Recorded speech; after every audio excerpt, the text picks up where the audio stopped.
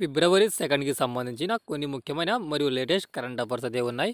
Video కనుక మీకు useful ఉంటే తప్పనిసరిగా వీడియోను లైక్ అయితే చేయండి. 2024 మధ్యంతర బడ్జెట్లో ఏ మంత్రిత్వ శాఖకు అత్యధిక బడ్జెట్ను కేటాయించారు? 2024 మధ్యంతర బడ్జెట్లో ఏ మంత్రిత్వ శాఖకు అత్యధిక బడ్జెట్ను కేటాయించారు? ఆన్సర్ రక్షణ శాఖ. ఆర్థిక మంత్రి నిర్మలా సీతారామన్ 2024 మధ్యంతర బడ్జెట్ను పార్లమెంట్లో ప్రవేశపెట్టారు. ఆర్థిక మంత్రి నిర్మలా సీతారామన్ బడ్జెట్ ప్రవేశపెట్టడం ఇది ఆరోసారి. ఆయన తన పదవీ కాలంలో తొలి మధ్యంతర బడ్జెట్ను కూడా సమర్పించడం జరిగింది. ఈ మధ్యంతర బడ్జెట్కు అందిన పత్రాల ప్రకారం రక్షణ మంత్రిత్వ శాఖకు అత్యధికంగా 6.1 లక్ష కోట్ల రూపాయలు కేటాయించడం జరిగింది. దీని తర్వాత రోడ్డు రవాణా మరియు రహదారుల మంత్రిత్వ శాఖకు 2.78 లక్షల కోట్లతో రెండవ స్థానంలో ఉంది. 2024 మధ్యంతర బడ్జెట్లో ఏ మంత్రిత్వ శాఖకు అత్యధిక బడ్జెట్ను కేటాయించారు? రక్షణ శాఖ. ఫైలేరియా వ్యాధిని నిర్మూలించేందుకు మాస్ డ్రగ్ అడ్మినిస్ట్రేషన్ ప్రచారాన్ని ప్రారంభించాలని ఏ రాష్ట్ర ప్రభుత్వం నిర్ణయించింది? ఫైలేరియా వ్యాధిని నిర్మూలించేందుకు మాస్ డ్రగ్ అడ్మినిస్ట్రేషన్ ప్రచారాన్ని ప్రారంభించాలని ఏ రాష్ట్ర ప్రభుత్వం నిర్ణయించింది? ఆన్సర్ ఉత్తరప్రదేశ్.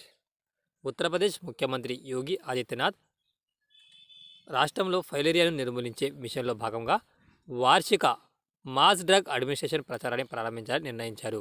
ఈ ప్రచారం ఫిబ్రవరి 5 నుండి 15 వరకు కొనసాగుతుంది. రాష్ట్రంలో 17 జిల్లాల్లో ఈ ప్రచారాలను నిర్వహించనున్నారు.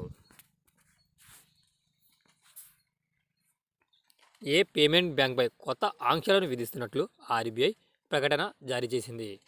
ఏ పేమెంట్ బ్యాంక్పై కొత్త ఆంక్షలు విధించినట్లు ఆర్బీఐ ఇటీవల ప్రకటించింది? Answer Paytm.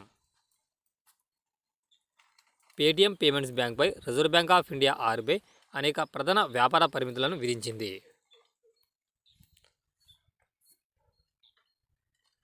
ప్రతి సంవత్సరం ఇండియన్ కోస్ట్ గార్డ్ డేను ఎప్పుడు జరుపుకుంటారు? ప్రతి సంవత్సరం ఇండియన్ కోస్ట్ గార్డ్ యొక్క డేను ఎప్పుడు నిర్వహిస్తారు? ఫిబ్రవరి 1. భారతదేశంలో ఇండియన్ కోస్ట్ గార్డ్ డే ప్రతి సంవత్సరం ఫిబ్రవరి 1న జరుపుకుంటారు. ఈ దినోత్సవాన్ని జరుపుకోవడం ముఖ్య ఉద్దేశం కోస్ట్ గార్డ్ యొక్క ప్రాముఖ్యత గురించి అవగాహన కల్పించడం. 18 ఆగస్టు 1978న ఈ కోస్ట్ గార్డ్ డే ఫిబ్రవరి 1న జరుపుకోవాలని ప్రకటించారు. ఇండియన్ కోస్ట్ గార్డ్ 1 ఫిబ్రవరి 1977న స్థాపించబడింది.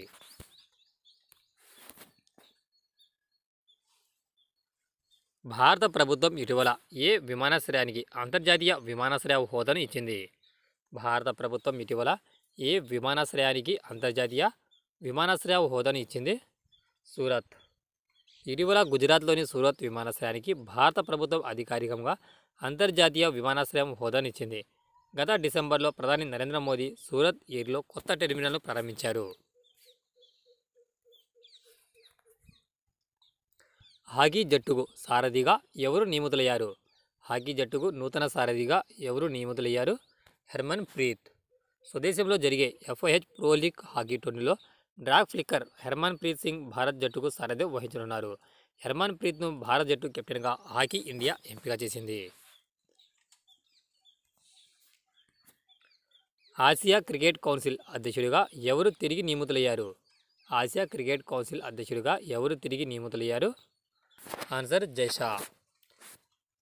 భారత క్రికెట్ కంట్రోల్ బోర్డు కార్యదర్శి Jay Shah 3వసారి Asia cricket council ACC అధ్యక్షుడిగా ఎన్నికయ్యారు.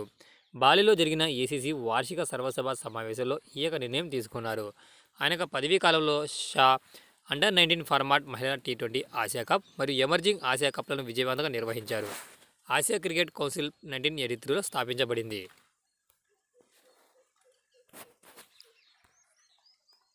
అఖిల భారత బీచ్ ఫుట్బాల్ కమిటీ AIBF చైర్మన్గా ఎవరు నియమితులయ్యారు?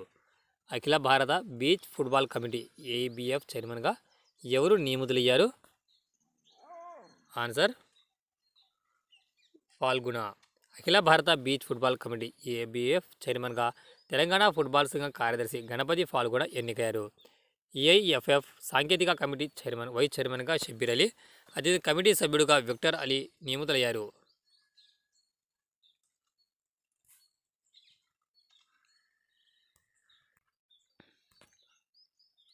2024-25 సంవత్సరానికి కేంద్ర ప్రభుత్వం ప్రవేశపెట్టిన బడ్జెట్ మొత్తం ఎన్ని కోట్ల రూపాయలు? ఆన్సర్ 47,65,768 లక్ష కోట్లు. ఫిబ్రవరి 1న కేంద్ర ఆర్థిక మంత్రి నిర్మలా సీతారామన్ 2024-25 ఆర్థిక సంవత్సరం ఓటాన్ అకౌంట్ బడ్జెట్ను ప్రవేశపెట్టారు. ఈ బడ్జెట్ ప్రసంగం కేవలం 58 నిమిషాల్లో ముగించడం జరిగింది. ఈ బడ్జెట్లో రెవెన్యూ వసూళ్లు మొత్తం 30,01,274 లక్ష కోట్లు, రెవెన్యూ వ్యయం 36,54,657 కోట్లు, మూలధన వసూళ్లు 17,64,494 కోట్లు, మూలధన వ్యయం 11,11,111 లక్షల కోట్లు.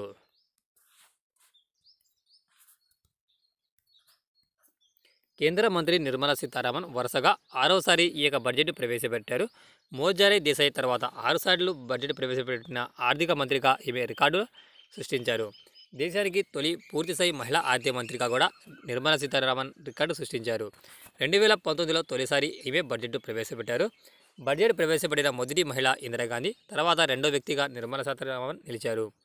అత్యధిక సమయం బడ్జెట్ ప్రసంగం చేసిన ఆర్థిక మంత్రిగా సీతారామన్ నిలిచారు. బడ్జెట్ ఈసారి 2024-25 సంవత్సరాన్ని ఓటాన్ అకౌంట్ బడ్జెట్ను 58 నిమిషాల ప్రసంగం చేశారు. అదేవిధంగా 2020లో 2 గంటల పాటు 40 నిమిషాలు అత్యధిక సమయం బడ్జెట్ ప్రసంగం చేసిన సమయం చూసుకుంటే 2020లో 2 గంటల 40 నిమిషాలు. భారత్కు MQ-9B డ్రోన్ల విక్రయానికి ఆమోదం తెలిపిన దేశం ఏది? భారత్కు MQ-9B డ్రోన్ల విక్రయానికి ఆమోదం తెలిపిన దేశం అమెరికా. భారత్కు 31 MQ-9B డ్రోన్ల విక్రయానికి అమెరికా దేశం ఆమోదం తెలిపింది. ఈ యొక్క 30 డ్రోన్ల యొక్క విలువ 399 కోట్లు. ఇది ఫ్రెండ్స్ ఈ రోజుకు సంబంధించిన కొన్ని ముఖ్యమైన కరెంట్ అఫైర్స్ని ఇప్పుడు వీడియోలో తెలుసుకున్నాం. వీడియో కనుక మీకు యూస్ఫుల్ ఉంటే తప్పనిసరిగా లైక్ అయితే చేయండి. Thanks for watching టెక్జా.